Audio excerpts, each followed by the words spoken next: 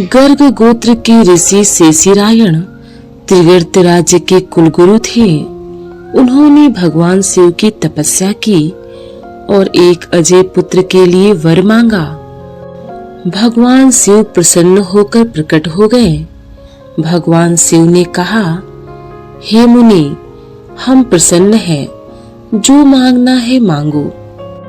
तब ऋषि ने कहा, मुझे ऐसा पुत्र दे जो अजय हो, जिसे कोई हरा न सके, सारे शस्त्र निस्तेज हो जाएं, कोई उसका सामना न कर सके।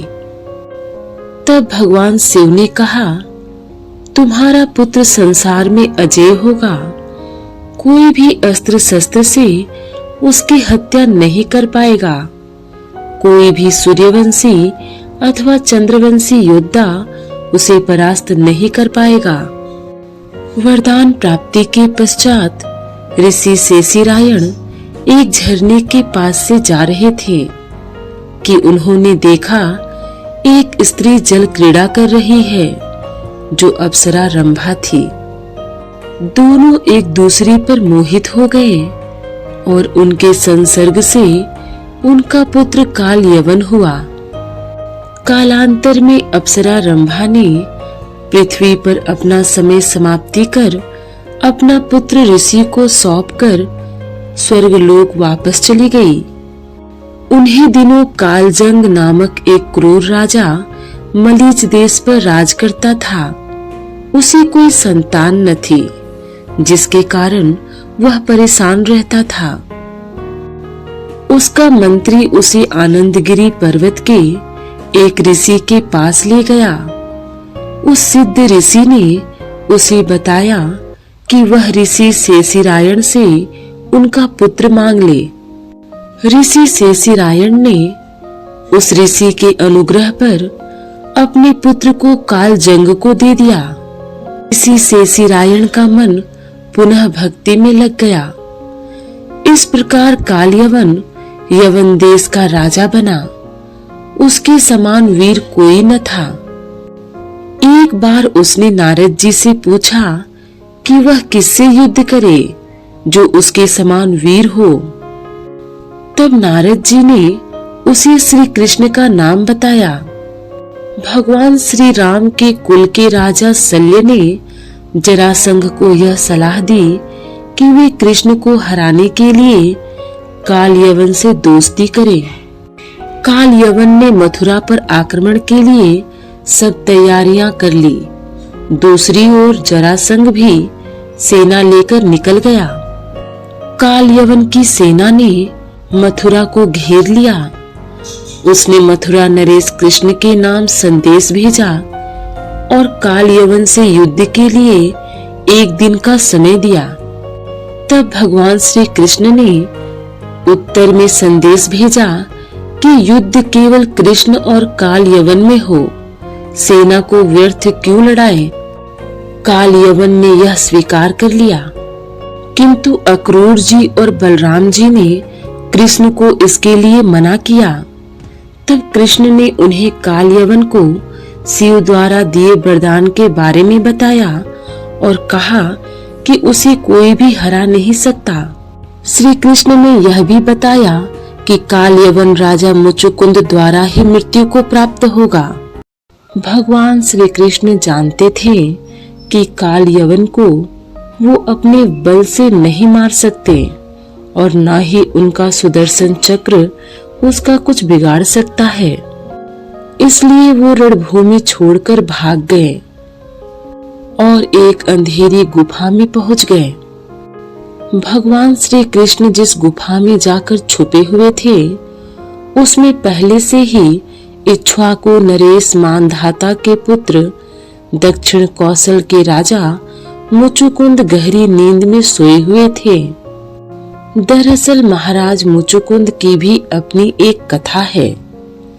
उन्होंने असुरों से युद्ध कर देवताओं को जीत दिलाई थी।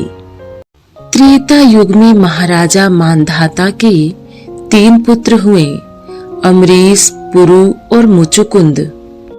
युद्ध नीति में निपुण होने से देवासुर संग्राम में इंद्र ने महाराज मुचुकुंद को अपना सेनापति बनाया। युद्ध में विजयश्री मिलने के बाद महाराज मुचुकुंद ने विश्राम की इच्छा प्रकट की। तब देवताओं ने उन्हें वरदान दिया कि जो तुम्हारे विश्राम में अवरोध डालेगा वह तुम्हारी नेत्र ज्योति से वही भस्म हो जाएगा।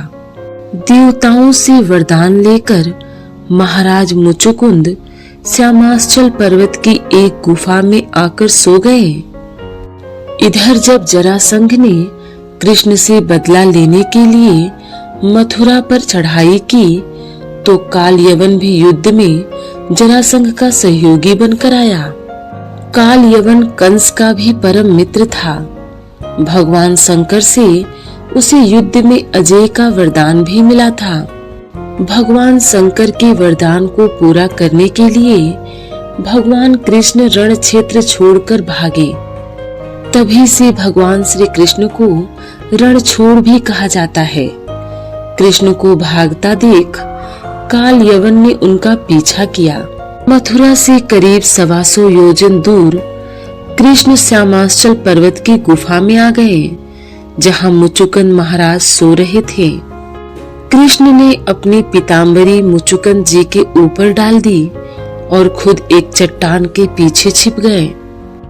काल यवन भी पीछा करते करते उसी गुफा में आ गया।